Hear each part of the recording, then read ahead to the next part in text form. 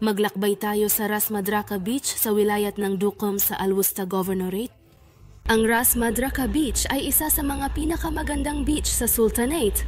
Ito ay nailalarawan sa pamamagitan ng malambot na buhangin, malinaw na asul na tubig at sariwang hangin na medyo malamig sa karamihan ng mga panahon ng taon.